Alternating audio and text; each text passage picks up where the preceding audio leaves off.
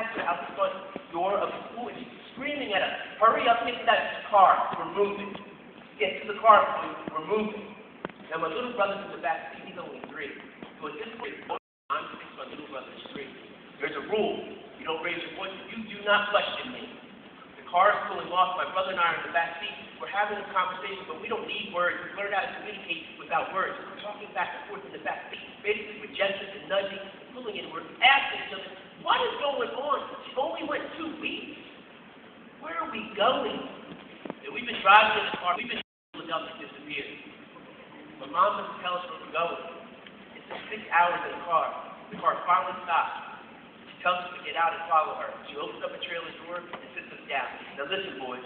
I should have been that mom mature not to leave this trailer until I return. You boys understand me? Yes, ma'am. Door closes. 8-year-old is my brother. I'm 6. My little brother is 3. 1 day goes by, 2 days go by, 3 days go by, 4 days go by, 5 days go by, my mom does not come back. There's barely any food, there's barely any water. We have no idea where we are. I've had enough. That's it. I'm yelling at my brother and I'm telling him he needs to do something about this. You're the oldest. My brother said, I don't know what to do. I said, you're 8 years old. You should know what to do. He said, I don't know what to do. I said, you're 8. You should know. He said, I don't know. I said, well, I'm 6. My brother said, what are you going to do? What would a 6-year-old do? I'm telling her, man. I'm telling her, Mommy. My brother said, where are you going to go? We're not supposed to be. I'm breaking my promise. I want to go back to school. I'm telling her, Mommy, we're supposed to be in school. I swing this trailer door open. I look around. There's another trailer. I go over there and start banging on the door. My brothers come out behind me. Can I help you? I tell my mom. My mom is not here. We're not even in school. What do you want me to do? Could you call my mom and pop in Philadelphia? They'll come get us. They always do. She dials the number. She answers the phone. I tell her my grandfather. Tell my grandfather what's happening. Papa, Mommy's not here. We're not even in school. He goes, where are you? I don't know. We turned to this woman. She said, oh, you're in Bowling Green, Virginia. Bowling Green, Mom had taken us well over 200 miles away from Philadelphia this time. The first time I'd ever hear my grandfather say this. It's too far. We can't come and get you, boy. Give the phone to the woman.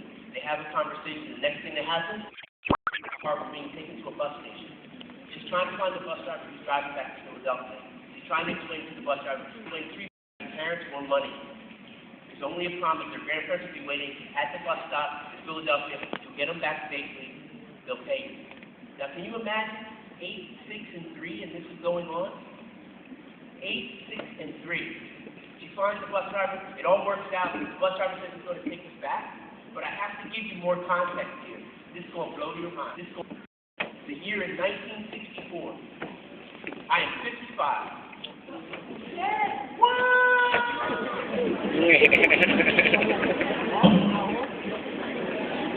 Yes. So, now that you're trying, like, what in the world is going on? I always like to tell people the engine wipes are good, but the chassis is definitely rusty. I'm the Black Benjamin. That's who I am. I'll have people know. So it's so crazy. 1964, you all have studied this in history. The Civil Rights Movement is going on. We're 3 African American boys were in the South. The bus driver who has to get us back to Philadelphia is white. He puts his life in danger. He has to be courageous for 3 strangers. And he agrees. If he doesn't agree, we're probably not going to survive. Because my mom doesn't check for another 2 weeks. And you can imagine if those 3 boys are sitting in that trailer for 3 weeks, barely any food, barely water, 8, 6, and 3, no way. But this bus driver gets us back. My grandparents are waiting at the bus station. They pay the bus driver. My grandparents are excited. My mom is not getting us back. They're going to raise us. But something else happened. In my neighborhood of my grandparents, there's a playground. And that playground becomes this place where I grow up. This playground becomes a place where I get confidence. This playground becomes a place where I start to understand what I can do, what I'm special at. And see, that's why I always keep balls around. Kickball, dodgeball, foursquare, whatever you want to call it. It's purpose and intention. I discovered this ball when I was 6 years old. It represents sports for me. But even more so, it represents belonging, connecting, being a part of something. See, all of us want to have that, don't we? We all want to connect. School was a very important place for me. Sports was a very important place for me. And a community of people who believe in me. So I started playing sports in our neighborhood because sports meant everything. Now, I don't know how many of you grew up in neighborhoods, right, where you get nicknames. I got a nickname, and to this day, at 55, still known as this. From that first time I went up to the playground, they gave me a nickname. Little fat thing. Hit that little fat thing. So my two little fat thing. And for the next 5 hours of my first day at that playground, something even bigger happened. I connected. I belonged. I was a part of something. And I started to understand something really important. I need to find people that believe in me. I need to find a place that I can grow. So this playground became the first place. Then school became a safe place for me. I love school. There wasn't anything that I didn't love about school, except homework, eventually.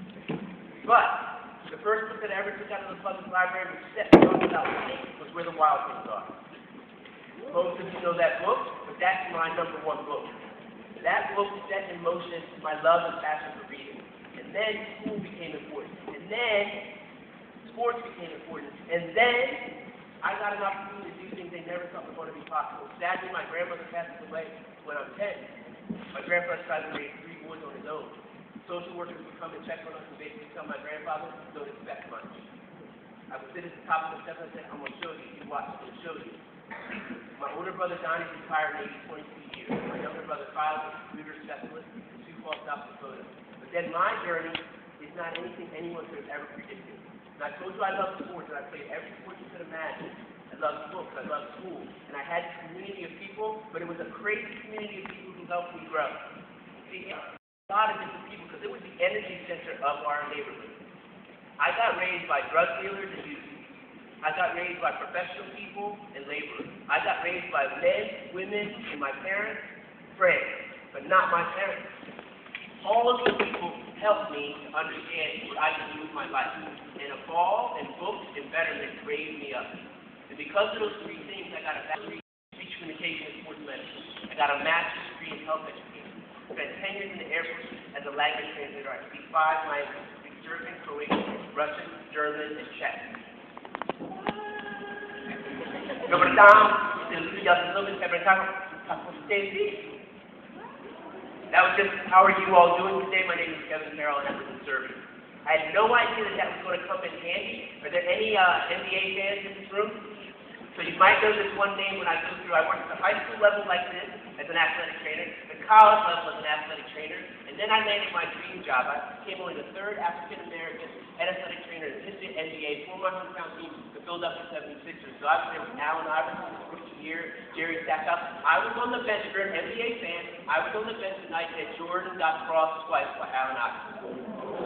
Seeing that video, I'm sitting on the bench, right? We were losing by like 25. We were horrible. But that moment was a big moment, wasn't it? That ushered in a whole new thing in the NBA. Allen Iverson changed the game. And I was a part of that. When he won Rookie of the Year, I was on the team with him, helping him.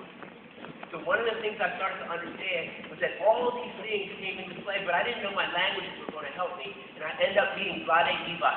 If you're an NBA fan, you'll know the name Vlade Divac. If you're not an NBA fan, Vlade Divac was from the former Yugoslavia, 7 feet tall, played in the NBA for a long time. I spoke his language. My coach asked me to insult him during a game. Can you believe that?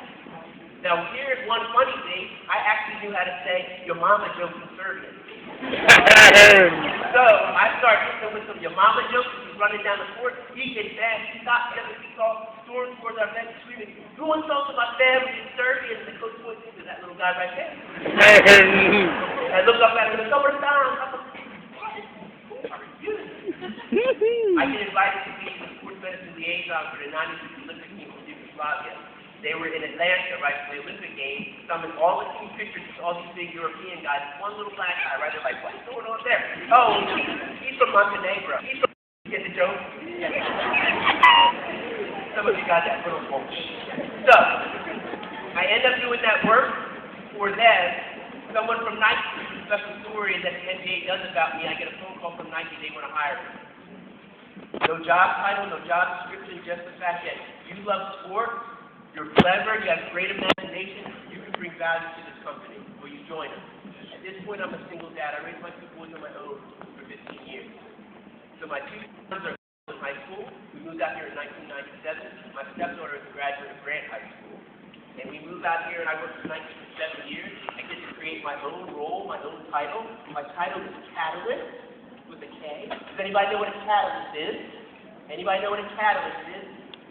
Somebody, you, sir, what is a catalyst? Having your own freedom on the basketball, like some people playing sports. Yes! That is it! You know that!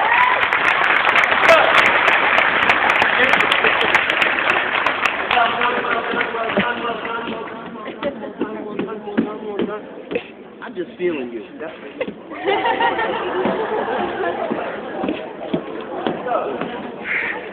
So I'm the catalyst there, right? I'm a change agent. I do that for 7 years. I did it 7 years. But there's a lot of ball ending right now. There was I thought, how'd that happen? I kept getting the ball away so smoothly. That was smooth, wasn't it? I know it was. I know you want to smile. It's okay. It's okay. It's all Russ had this dynamic kick going. So, I worked in 19 for 7 years. I get a chance to travel all over the world. I get to challenge people about what's possible. But even more so, what I start to understand is this. Some lessons that I learned in my childhood, some lessons that I learned at that playground, actually are very beneficial. I thought what I would do here today is share with you all these really simple lessons, that I've come to understand, because I spent 7 years at night, but I've been on my own for 10 years now. So I've written 3 books. I write for ESPN, Disney, and McGraw-Hill. I travel the world. I've worked with all kinds of people. My words, I actually got to a quote. Does anybody remember when Starbucks had the quotes on the cups? I'm cup number 77. 70 million cups were printed with my quote on it. What? How do you predict all of these things to happen? When I was that 6-year-old boy that was abandoned, put on a bus and sent to his grandparents, basically told by the social workers, don't expect much. I'm here to tell you that I knew what I was inspired by was sports and books and learning, and I looked for people who would encourage me, who would lift me up. But school was that place for me. I have had a chance to go back and look at my high school, my junior high school, middle school, my elementary school, all branches of the military to thank them. See, we all need someone like that. So I've learned these simple truths, so I'm going to share these with you all. And it starts with this really simple one, the eye. You got to keep your eyes open. You got to be present. You got to show up if you want something to happen for you. It's not going to happen by talking. You got to be there. So eyes of a child, eyes of wonder, eyes of possibility. Now I know all of you have great devices. Your phones, your iPads, right? Your smartphones, all these things you have available to you. I'm going to challenge you to look up every once in a while. All the answers in life are not going to be found on the screen. So many times the answers are actually right in front of you, but you have to look up. So those eyes are about looking up every once in a while and taking in this amazing screen called life. Everything is in